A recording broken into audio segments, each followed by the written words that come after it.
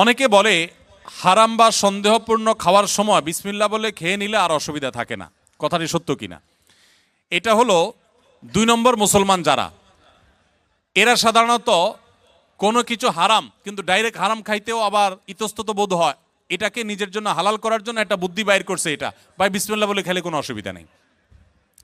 অনেক ডায়াবেটিসের রোগী আছে, তার জন্য মিষ্টি খাওয়া নিষেধ, কিন্তু সে এটা খাওয়াকে হালাল করার জন্য এই মাসালা বাইর করে, বলে আরে বিসমিল্লাহ বলে খেলে কিছু হয় না। তো এগুলো সবগুলা মন গড়া ফতোয়া, এবং এগুলো মোটেও সঠিক কোনো কথা নয়। যেটা হারাম সেটা বিসমিল্লাহ বলে খাইলে শুধু হারাম হবে না, হারাম ডাবল হবে আরো। কারণ আপনি একে তো হারামে লিপ্ত হলেন, আবার আল্লাহর নাম নিয়ে সেখানে ফাইজলামতি করলেন, এক ধরনের আল্লাহর প্রতি বিদ্রোহ করলেন, এক ধরনের হারামকে হালাল মনে করলেন। হারামকে হালাল মনে করলে ঈমান নিয়ে টানাটানি শুরু হবে। এই জন্য ভাই, কোনো কিছু সন্দেহপূর্ণ মনে হলে ওটা অ্যাভয়েড করতে হবে এবং হালালের দিকে যেতে হবে। নবী সাল্লাল্লাহু আলাইহি সাল্লাম বলেছেন, দা মা ইউরিবুকা ইলা মা লা ইউরিবুক, তোমার যেটা সন্দেহ হয় ওটা বাদ দিয়ে যেটা সন্দেহ হয় না সেই জায়গায় তোমাকে যেতে হবে। স্বামী স্ত্রী দুজনেই যদি জান্নাতে যায়, তাহলে তারা কি এক জান্নাতে থাকবে নাকি আলাদা জান্নাতে থাকবে? স্বামী স্ত্রী দুজনে যদি জান্নাতে যায়, দুজনকে 2 জান্নাতে দিলে তারা সুখে থাকবে না এক জান্নাত দিলে সুখে থাকবে? কি বলেন? আপনারা যারা বিবাহ করেছেন, স্বামী স্ত্রী দুজনেই আল্লাহ চাহেন তো জান্নাতে দিলেন, দুজনকে আল্লাহ তাআলা 2 জান্নাতে রাখলেন, তো আপনারা কি মানসিকভাবে সুখে থাকবেন? তাহলে কিভাবে এটা প্রশ্ন আসতে পারে বা কিভাবে এই প্রশ্ন উঠতে পারে? মনে রাখবেন, স্বামী স্ত্রী উভয়ে যদি জান্নাতে যান, আল্লাহ তাআলা উভয়কে একসঙ্গে রাখবেন। শুধু তা নয়, জান্নাতে যে হুররা থাকবেন, এই হুরদের সবার নেতৃত্বে থাকবেন তার স্ত্রী। এখন আপনি বলবেন যে অনেক মহিলা আমাদের কাছে প্রশ্ন করে লিখে দেয়। একবার এক মহিলা লিখেছিলেন যে ভাই, এমন একটা আমল শিখিয়ে দেন যে আমলটা করলে আমার স্বামী জান্নাতে আর যা পাক হুর অন্তত পাবে না।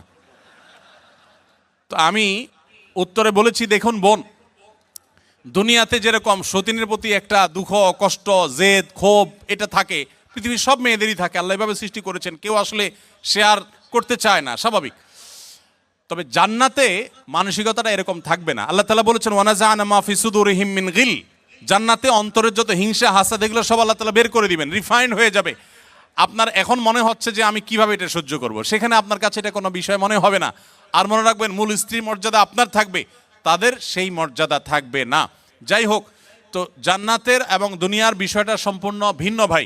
আমরা অনেকে জান্নাতকে দুনিয়ার সাথে তুলনা করি। এক লোক, তিনি ধূমপান করেন, তিনি বলেন যে ভাই, জান্নাতে তো যা চাবে আল্লাহ তাই দিবে, তো আমি তো বিড়ি ছাড়া থাকতে পারি না, জান্নাতে কি আল্লাহর কাছে এটা চাইলে আল্লাহ দেবে কিনা?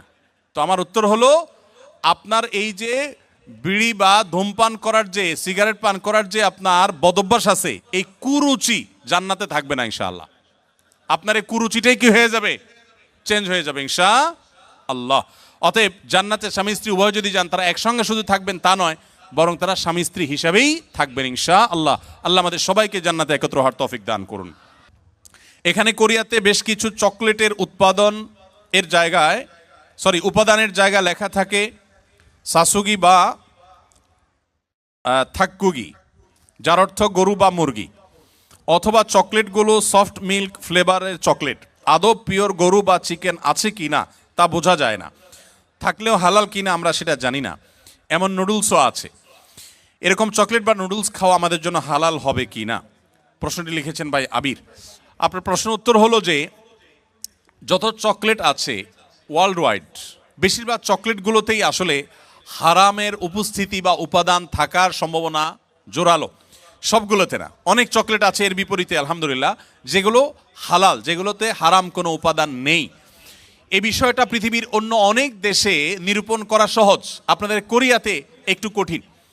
আপনি জাপানে গেলেও দেখবেন যে বিভিন্ন বাজারে, বিভিন্ন সুপার মার্কেটে, বিভিন্ন মার্টে, সুপার মলে, সুপার শপিং মলে আপনি দেখবেন যে চকলেট হোক, যে কোনো ফুড হোক, সেখানে স্ক্যান করে চেক করা যায় এটা হালাল কি হারাম, এখানকার উপাদান কি, সব ডিটেল জানা যায়। এবং হালাল সার্টিফিকেশন প্রতিষ্ঠানগুলো খুবই স্ট্রং সেসব দেশে, যার কারণে হালাল সার্টিফিকেশনের উপরে নির্ভর করা যায়। আপনাদের এখানে এখনও সেটা হয় নাই, তবে আলহামদুলিল্লাহ যেভাবে দিন দিন আমাদের প্রবাসী বাংলাদেশি ভাইরা বাড়ছেন, পাকিস্তানি, আরাবিয়ান, অন্যান্য দেশি ভাইরাও দিন দিন আসছেন, আশা করা যায় অচিরেই ইনশাআল্লাহ কোরিয়াতেও হালাল সার্টিফিকেশনের অথরিটি এরকম গড়ে উঠবে, তখন আপনাদের জন্য সহজ হবে। আপাতত যারা এখানে আছেন, আমি তাদেরকে বলবো, আপনি এটার উপাদানের মধ্যে সন্দেহপূর্ণ কোনো কিছু থাকলে সেটাকে অ্যাভয়েড করবেন। মনে রাখবেন, সন্দেহপূর্ণ বিষয়কে অ্যাভয়েড করাটা খুবই জরুরি একটা বিষয়। যেটা আপনি নিশ্চিত হালাল জানবেন শুধু সেটাই গ্রহণ করবেন, আর যেটাকে সন্দেহ মনে হবে সেটা আপনি অ্যাভয়েড করে চলবেন। চকলেট না খেলে কি আমরা মারা যাব ভাই? কি বলেন, চকলেট না খেলে কি খুব বেশি অসুবিধা হবে আমাদের? অতএব আমরা যথাসম্ভব সন্দেহপূর্ণ খাবার অ্যাভয়েড করে চলবো, তাহলে ইনশাআল্লাহ হারাম থেকে বেঁচে থাকা সহজ হবে। কোরিয়াতে আমাদের অনেক সময় কোরিয়ান খাবার খেতে হয়, তারা একই পাত্রে শূকর রান্না করে খায়। আমার প্রশ্ন হচ্ছে, আমরা কি সেই পাত্রে রান্না করে খাবার খেতে পারবো কিনা?